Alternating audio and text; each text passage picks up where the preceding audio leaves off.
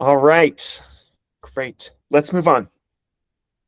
Next game is called Reach Out and Touch. I got this game from my friend Emma Porter, who has done a lot of outdoor education work, and she told me that this game was introduced to her among her staff team at an outdoor ed place, and it was like one of the most powerful experiences she's ever had doing a game with other staff. And this is a real like warm fuzzies game.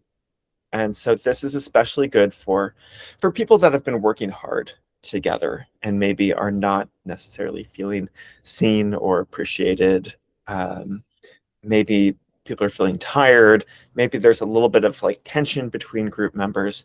This is not a warm-up game. This could definitely be a middle of a thing game or an end of a thing game, especially if that thing is a bit longer. So I recently worked at Not Back to School Camp where I had a group of 11 teenagers for 2 weeks. And this would be an excellent game to do, yeah, maybe on day 10 out of 2 weeks, or maybe as a closing activity. I actually ran this with the staff at Not Back to School Camp during our staff party, which is about right halfway through the session. And it was popular. Yeah. So super simple. You would do this with you need a larger size group because you need a bit of I struggle saying this word, anonymity. And you need to be anonymous. There needs to be enough people that you don't know exactly immediately who is going to be touching your shoulders. And so you could do this with groups of 10, 20, 30, maybe even bigger. Everyone will sit in a circle, so you need a pretty large space. And you need chairs, couches. People could be sitting on the floor. But in the circle, everyone will be facing outward. And then you'll ask for some volunteers to come into the middle. And the number of volunteers is relevant to the size of the group. I would say maybe 10 to 20% of the group should be volunteers at any time. So group of 10 people, 2 people in the middle, that leaves 8 out on the side. 30 people, maybe you have 5 people in the middle, 25 are still out on the side. And this game is going to be played multiple rounds. And I like to not tell people what the volunteering is for in the beginning. Just let them, let the courageous ones come in. And the gameplay is very straightforward. You as the facilitator, you will not be playing. You say, if you're on the outside, close your eyes. And if you're on the inside, I, the facilitator, will be reading statements that begin with the words, reach out and touch somebody if. And then the touching means you will go up, if you're in the middle, you will go up and you will lightly place your hands on their shoulders. That's it. And you don't have to limit yourself to just one person, but like you can touch multiple people in the circle. This is where you get the upper limit of the game. If the circle is too big, then it takes too long for people to try to get to multiple people. And I mean, the statements, there's not really preset statements for this. This is something that you really need to spend some time tailoring for your group and the people inside them. So let's say, well, I'll just take the summer camp staff example. So we're halfway through a 2-week session of summer camp. A lot of staff have been working long hours. There's kitchen staff, there's junior staff, there's more like, front-facing staff who work with the campers every day. And you want to find something that everyone has a chance to be appreciated for. So maybe something I would start with would be reach out and touch someone if you've witnessed this person connecting with a camper. Boom. And there are some highly conscientious players of this game who are going to try to immediately think of like how every single person in the circle might have connected with the camper. And you need to limit the time that they have. I would say 10 to 30 seconds per statement. And then you might get some like looks from someone in the middle of the circle, everything should be totally quiet, totally silent. If they're like, oh, but I'm still trying to touch people's shoulders, you're like, and you move on to the next statement. So maybe another statement would be, um, reach out and touch someone who's helped you out in a time of need. Reach out and touch someone who has made you laugh this week. And so it should be really 100% positive. This is not a radical honesty game where it's like, reach out and touch someone who really pissed you off this week. That is abuse of this game. It's all warm fuzzies. And so the principle here is you're trying to reveal hidden truths that we are taking for granted. And you're trying to show work or effort that's been going on behind the scenes. And so I'd love to hear from someone here, as you're thinking about this game, what community are you imagining you might use this with, and what are some of the statements that might be relevant to that community? Even if you just have one idea for a statement, I'd love to hear it. Yeah, I did something like this. I run leadership gatherings for women, and we did something like this. And so at the end of our time together, we did a round. And so a question might be, reach out and touch someone who has expanded your thinking, or whom you admire for the courage she has shown, or something like that. Yeah. Are there any statements that you've used or have considered using that really get into like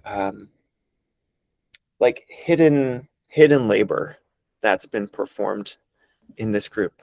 I think showing courage is great. Is there anything that you are aware of that like people are doing behind the scenes that is stressful, perhaps, that no one is talking about out loud? Well, it could be initiated a conversation with someone that others hadn't, or showed sort of quiet support for, or something like that, where it typically wouldn't be noticed, but it is kind of labor in some way.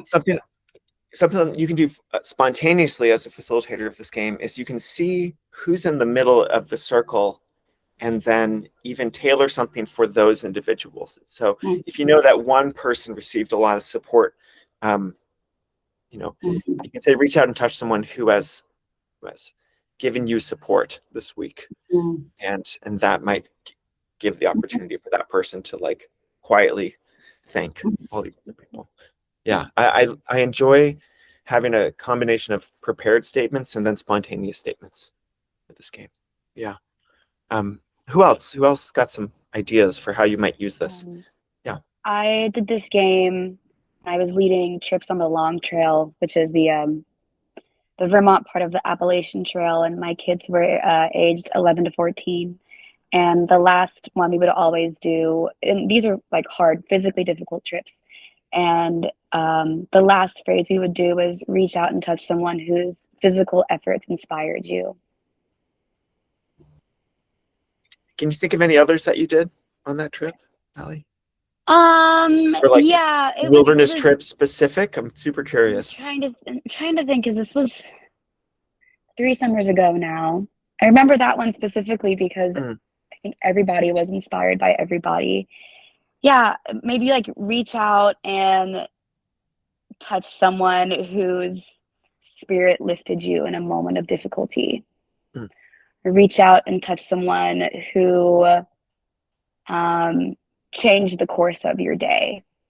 So people would change weights, like they would exchange, like, oh, I can't carry this pot anymore, it's too hot, or it's too heavy, sorry, it's so hot here, it's too heavy, would you please carry it for me? And that would change the course of someone's hike. So something like that, something very specific about changing like the physical effort that someone had to do that day. I'm imagining a statement in that context that would be really relevant would be like, reach out and touch someone who noticed that you were struggling. Yeah. I think it's that kind of stuff that I feel is most special to bring to the surface in this game. And a lot, people who are sitting there might guess whose hands are touching them, but it's genuinely difficult. I've experienced this to know for sure who's touching you. And that level of like uncertainty while still feeling appreciated is like deeply special, connective. Yeah, this is a good one. Anyone else? Any statements you're dreaming up right now? Well, maybe in my dance classes, I could do this and ask, for example, reach out and touch someone who made you feel comfortable while dancing or something like that. But I'm struggling a little bit with more good ideas for the hidden, what you said, I forgot the other word, but hidden strengths.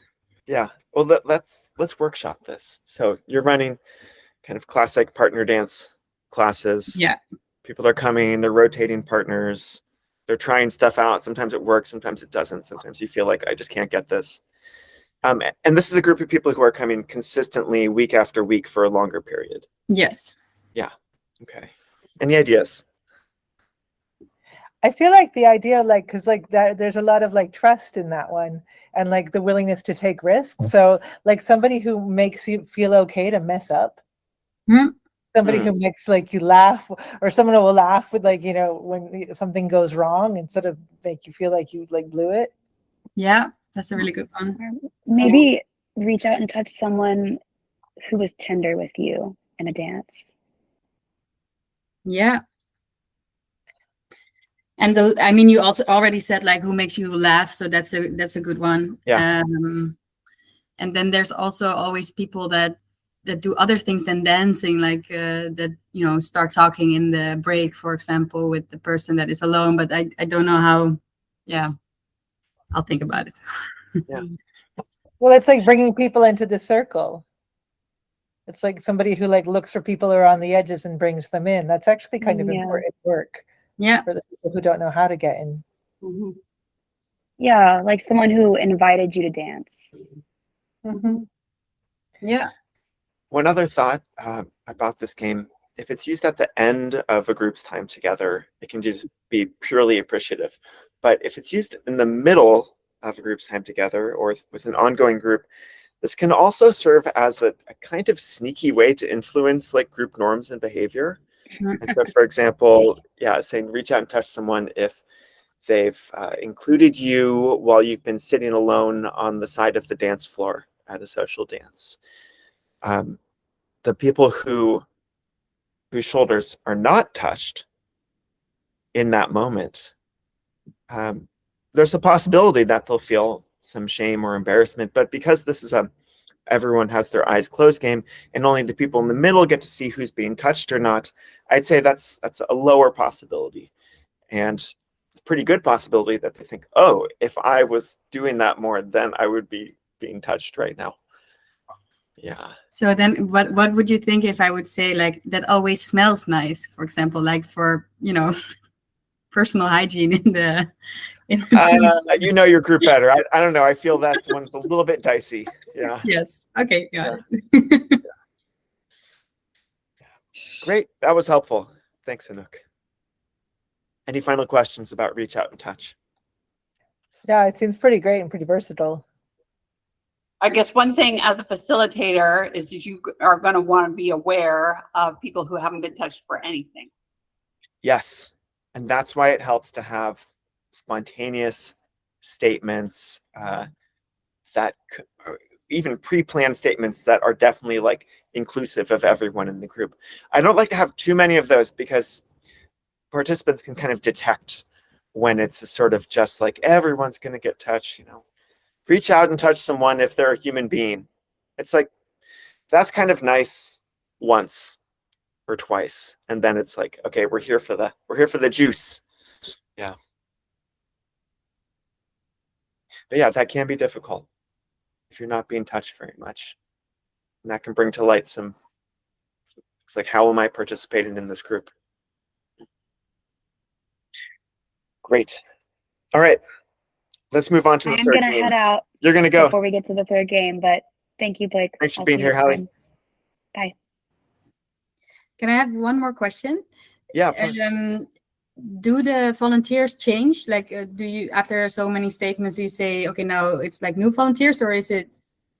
Yeah, thank you. I forgot to mention that. You'll do this for a number of statements. I don't know, maybe like 5 to 8 statements. And then you'll say, can I have some new volunteers to be in the middle? And often that's when hands go up really quickly because people really want to be in that position of giving the appreciation.